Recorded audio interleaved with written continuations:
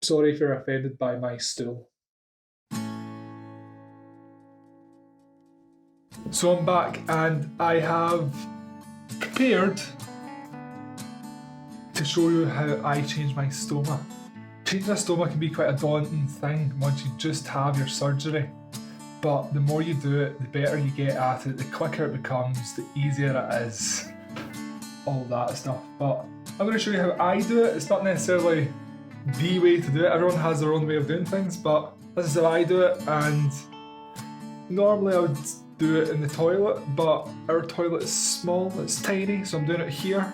I just hope that I don't make a mess. First of all, I'm just going to talk about these items here, okay? This is like the essentials, the stuff that you definitely need, and this here is like extras that you may need, you may not need. The essentials, a bin bag, alright? They say don't use baby wipes. I say stuff it, baby wipes do a good job, use baby wipes, that's what I do. Scissors, I guess that could be a kind of either or, because you could, anyway. Maybe scissors, you might not need them. Some dry roll, I use kitchen roll. I would not advise toilet roll because that can break off and get stuck in your skin and stuff like that. Anyway, so some dry roll and of course your stoma bags. The maybes that you might need is extender tape, a pen to draw draw around your template if you're still using templates, adhesive remover and some powder. Irritation powder. So I don't need these three, but you may need them. There might also be other things that need to add. I don't know your line. Before we get started, okay? They tell you don't use baby wipes because apparently it makes adhesive not stick very well. Not the case. For me anyway, sticks just fine, okay? The other thing that they say is you should change your bag just before going into a bath or a shower. The thinking behind this is that the heat helps adhesive stick. Nonsense, alright? When this is controversial, okay, I'm ready to put up a battle here, okay? When I first got my ostomy, I used to do that quite often, just change it just before going into a bath or a shower. And I used to let it stick for a good half an hour before going in, but the water just seeps in and the bag comes off. It's too fresh of a bag for it to stick with water. So what I do is I usually change it just after washing. Okay, when my skin's all nice and clean, while I've still got the towel around my waist, that's when I change my bag. Okay, just know that whatever your stromal nurse says might not necessarily work for you. Okay, that's things that they've said to me and it's just not worked out for me. I found the opposite to be true. The other thing that I should mention as well, try and figure out when your ostomy is active, alright, and avoid those times.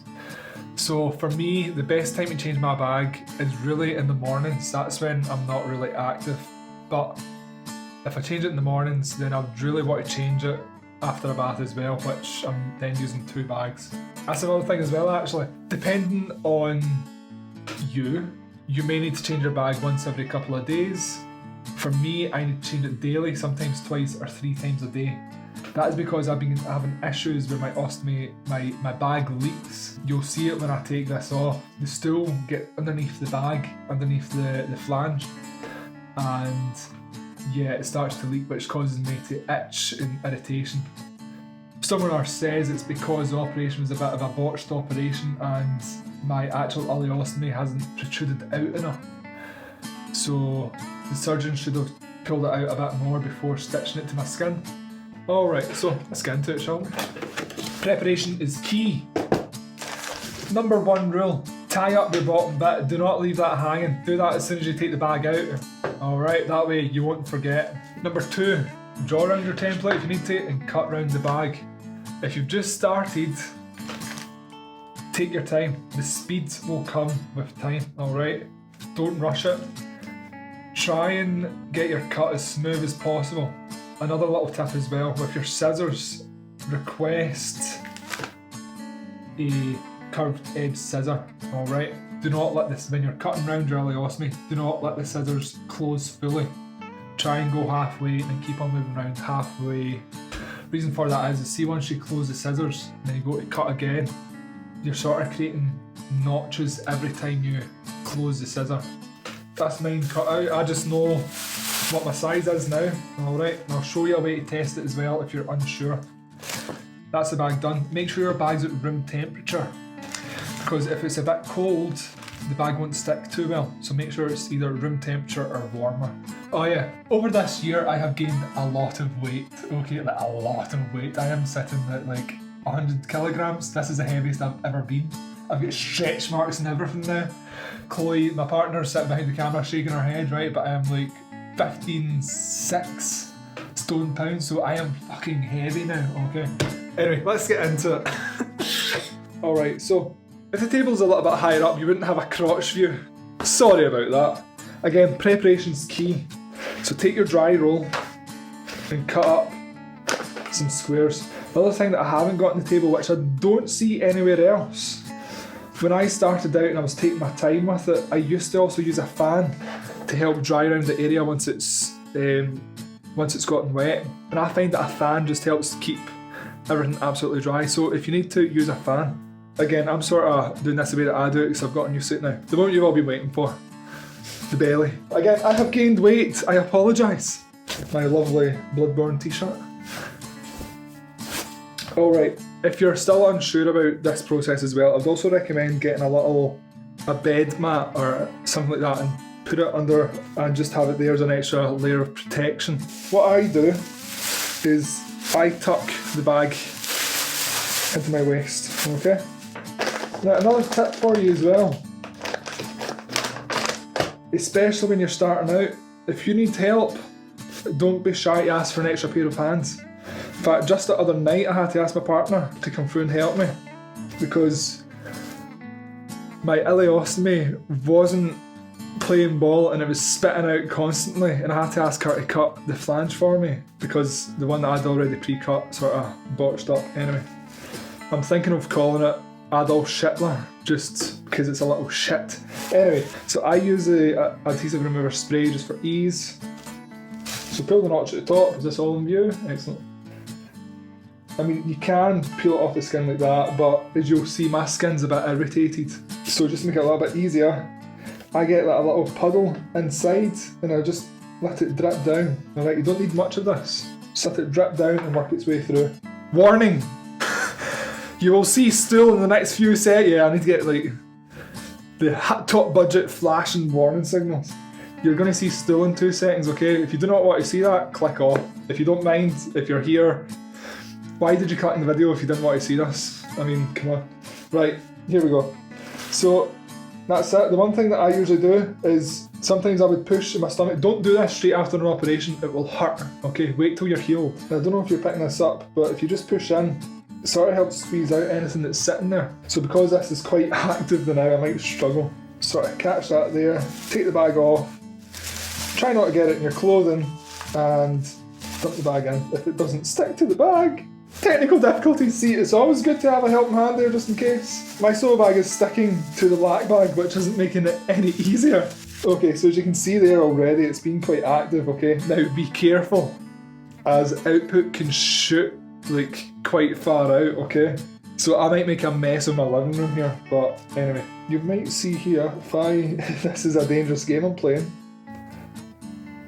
You sort of start to get used to, see the way that the stoma moves in like a worm. You sort of get used to noticing if it's going to shoot something out or if you're in the clear. So at the moment I would say I'm in the clear. So this is used, I'm going to dump that in. And also if anything does dribble down, it's going to go straight into the bag. Yeah. So give it a good clean, just be very cautious because it might shoot out. If you've just had surgery, this is going to be very tender, take your time. You can see here as well, my skin's extremely irritated. My stomach nurse ain't doing anything about it and I've got no way of, I can't put any creams on it or anything, so I'm kind of stuck with it now. So I just give my stomach a little squeeze just to see if anything's coming out. Again, before I get another wee clean. See a little bit of driving stuff. Now, there's something else you might want to do as well, which I should be doing, but I'll probably do it tomorrow. If you've got a hairy belly, you're going to want to shave your hair round about where your bag goes, because obviously the hair makes it not stick too good, so I'd always shave it a little bit, okay? Another thing to warn you about as well, you cannot be scared to get You can't be scared to get shit in your fingers, okay? You're gonna get shit on you. At some point, okay, you might be able to do it cleanly, but at some point you're gonna have a mess. You're gonna, at some point, have a disaster, and you're just gonna be covered with output in your hands, output in your clothing. So as you can see here, I'm using one dry wipe just to catch whatever comes out. I'm gonna use another one to go round about it. Work your way from out and work your way in. You want it bone dry. Just be gentle in your hair because your blood vessels, you've still got, like, if you're too rough with your ileostomy, it can bleed. So just be gentle going round it, okay?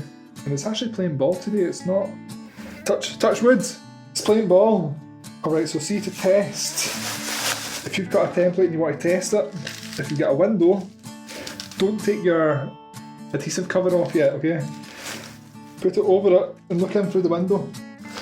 And if you stretch up and try and look underneath it, or if you get a mirror, that'll let you see if you're a little bit too tight or if you're a little bit too wide. If you know it's good, take the adhesive off. And I like to stick mine at a bit of an angle. Just like that. Alright. Take the bag off so then you're not getting stool at the bottom of this. And you're going to want to press in on it for a good couple of minutes to apply heat. Again, when you're drying it off, if it's still tender after an operation, or if you don't want to use dry wipes, use a fan. Alright, just buy a little flip out fan. Just fan it until it's dry.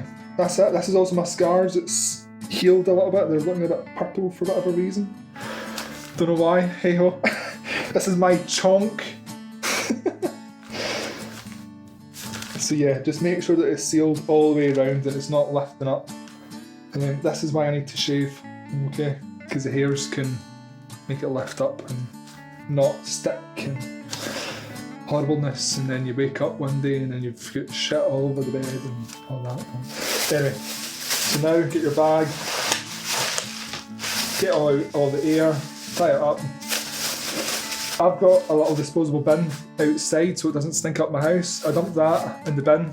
So yeah, that's kind of that. The reason why I put it at the side as well is just preference.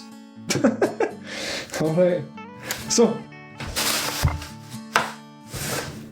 that's how I change my stone bag, and I'm very crouched down right here. But I hope this has helped somebody out there, okay? Any questions or whatever, just leave a comment.